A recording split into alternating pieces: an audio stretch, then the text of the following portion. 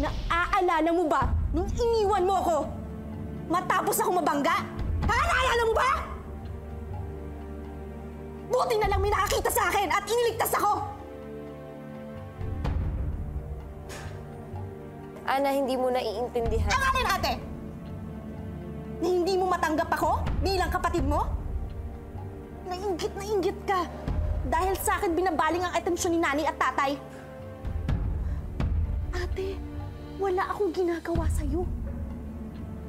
Ang tanging gusto ko lang ay mahalin mo rin ako dahil magkapatid tayo!